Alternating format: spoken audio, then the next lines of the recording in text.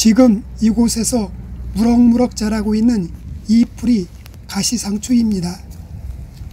논둑과 밭둑에서 자라는 가시상추는 번식력이 엄청나게 강해 국가가 지정한 생태계 교란종으로 지정되었습니다.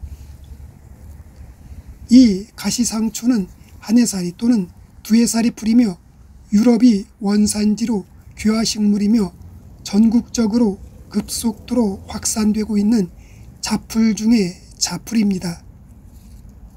그런데 이런 잡풀에도 우리 몸에 좋은 성분들이 많아 그냥 뽑아서 버리기에는 너무나 아까운 풀입니다. 가시상추는 왕고들빼기와 매우 비슷하게 생겼으나 줄기와 잎 뒷면 잎맥에 가시가 줄줄이 돋아있는 것이 이 가시상추의 특징입니다. 가시상추는 번식력이 좋아 아무리 척박한 땅이라도 그리고 수분이 없어도 절대로 말라 죽는 일이 없을 정도로 생명력이 엄청나게 강합니다.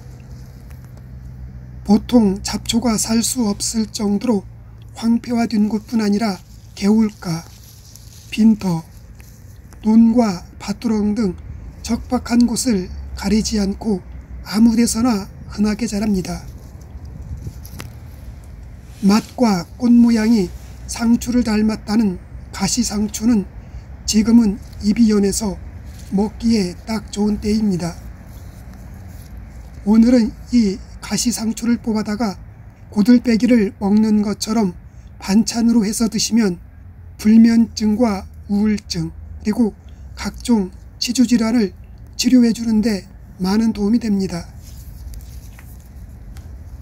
지금은 가시상추에 가시가 달리지 않았지만 조금 더 자라면 줄기 아래와 잎 뒷면 부분에 거친 가시가 생겨 성숙한 가시상추를 뽑을 때는 반드시 장갑을 끼고 채취해야 가시에 손이 찔리지 않습니다.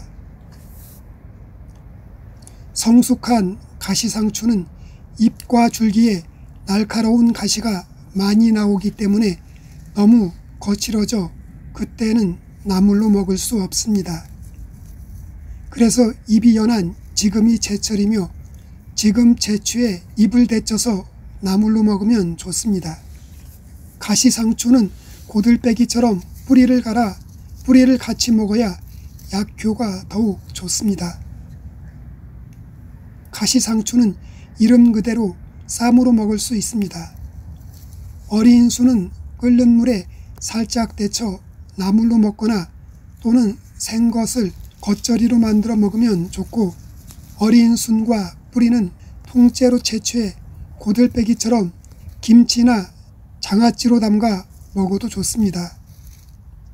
가시상추는 상추나 쓴바귀, 민들레 등 기타 쌈 종류에 뒤지지 않는 훌륭한 쌈밥 재료가 되며 쌉싸름한 맛이 일품입니다. 가시상추는 가시가 자라서 억세어진 줄기와 뿌리를 채취해 효소로 담가 먹으면 좋은 효능을 볼 수 있습니다. 가시상추는 상추처럼 잎이나 줄기를 자르면 하얀 유액이 나오는데 상추와 비슷한 효능을 가지고 있습니다. 가시상추 뿌리는 마치 큰 인삼뿌리와 생김새가 비슷합니다.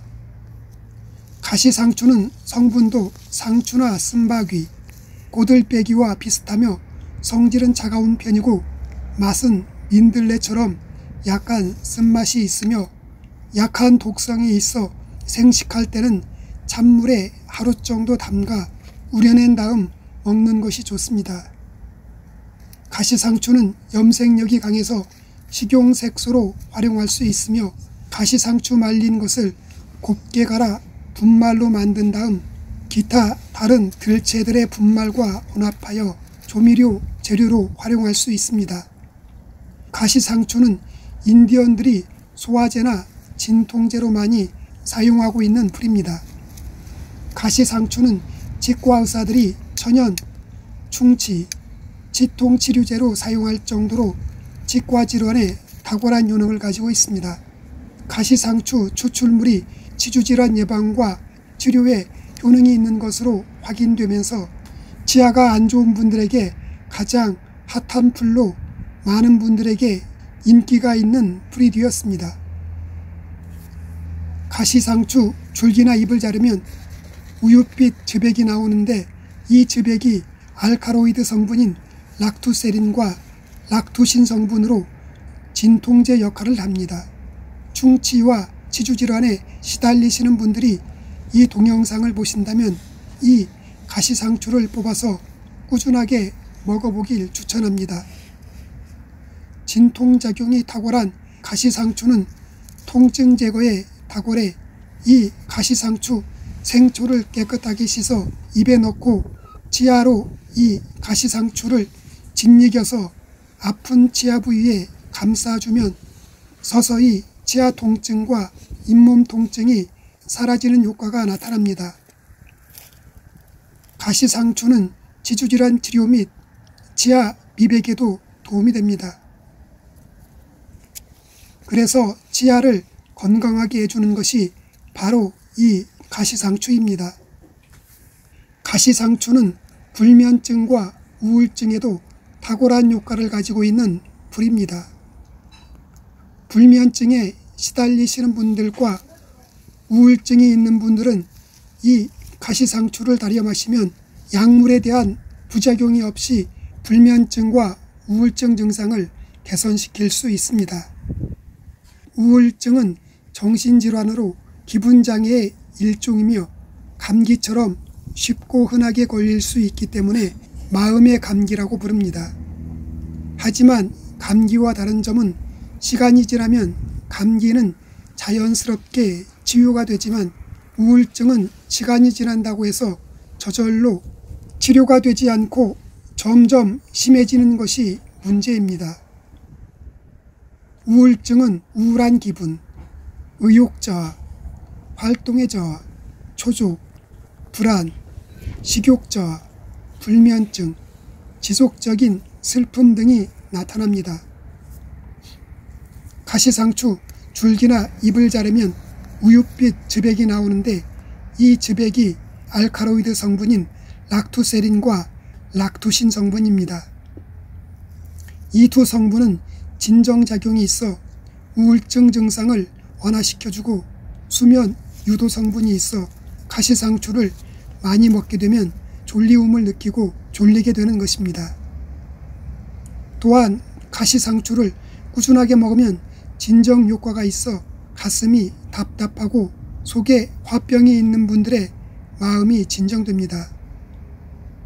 가시상추를 생즙 내어 저녁 식사 1시간 후에 하루 한 잔씩 마시면 우울증과 불면증 그리고 화병을 진정시켜주는데 상당한 효과를 볼 수 있습니다.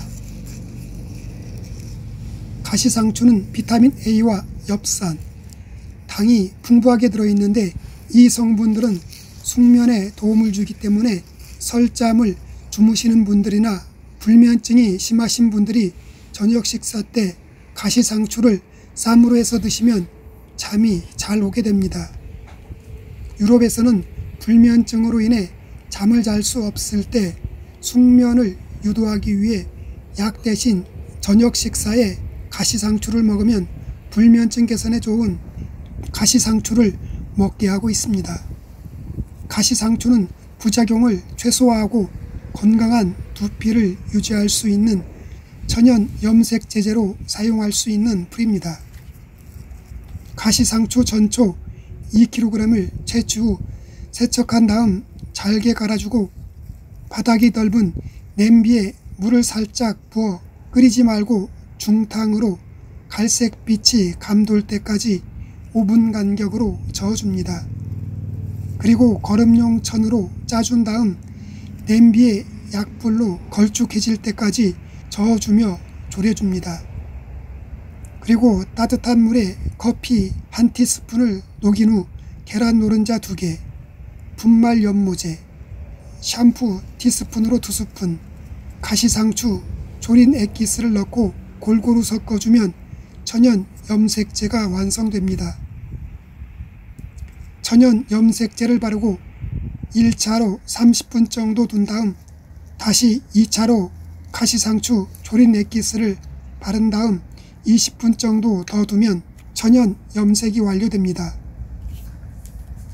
좀 더 진한 색을 얻고 싶으면 기호에 따라 커피를 한두 스푼 더 넣어주면 진한 색을 얻을 수 있습니다. 가시상추는 피부 미용에 매우 탁월해서 어린 아이 같은 피부로 만들어주며 활성산소를 배출시켜 노화 방지에 매우 뛰어난 풀입니다.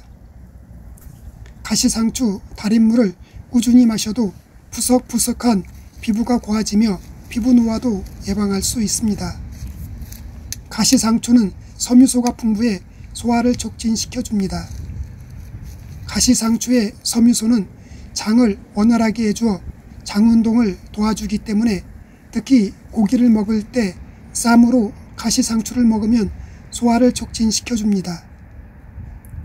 그리고 가시상추는 신진대사를 촉진하는 수분과 각종 미네랄 성분들이 풍부하여 배변 활동을 원활하게 해주고 신진대사를 좋게 해줍니다. 가시상추는 눈 건강에도 도움을 줍니다. 가시상추에 들어있는 루테인 성분은 눈의 신경을 보호하고 시력 저하를 막아줍니다.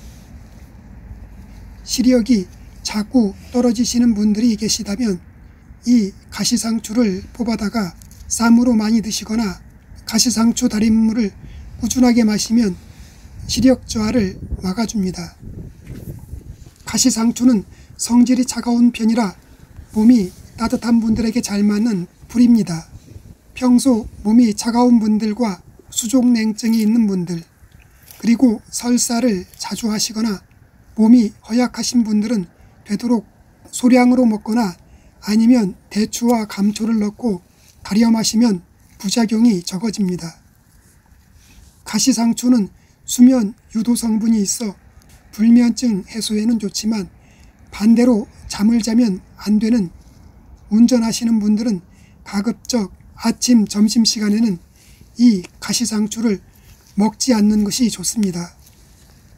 특히 가시상추도 상추처럼 많이 먹으면 졸음이 오니 장시간 운전을 하시는 분들은 이 가시상추를 절대로 먹지 않는 것이 좋습니다. 가시상추는 연중 뿌리를 포함해 전초를 채취해 그늘에 말려 약재로 사용합니다. 말린 가시상추 8에서 13g을 물 1리터에 달여 하루 2회, 아침 저녁으로 종이컵 1컵씩 마시면 충치 및 피부질환과 불면증, 우울증 개선에 도움이 됩니다. 가시상추를 생즙 내어 요구르트 등에 섞어 하루에 한 잔씩 마셔도 좋습니다. 가시상추를 먹고 두통, 메스꺼움, 복통, 복부팽만, 그리고 설사 등의 부작용이 발생하면 섭취를 중단하시고 2, 3일 후에 속이 진정되면 다시 소량으로 먹어보고 그래도 계속해서 부작용이 발생하면 가시상추가 체질에 맞지 않는 것이니 가시상추를 먹지 않는 것이 좋습니다. 약초는 양약이 아니기 때문에 사용량, 혼합 비율, 개인의 체질과 몸 상태에 따라 약효가 천천히 나타나거나 미미하게 나타날 수도 있습니다. 그러나 몸에 잘 맞는 사람은 약성이 빠르고 효과도 제대로 볼 수 있습니다. 약초를 치료 목적으로 사용 시에는 되도록 인가된 전문가와 상담 후 몸에 맞게 처방받아 사용하는 것이 안전하고 약효도 제대로 볼 수 있습니다. 오늘은 치아의 통증과 잇몸 통증에 좋은 가시상추에 대해 알아보았습니다.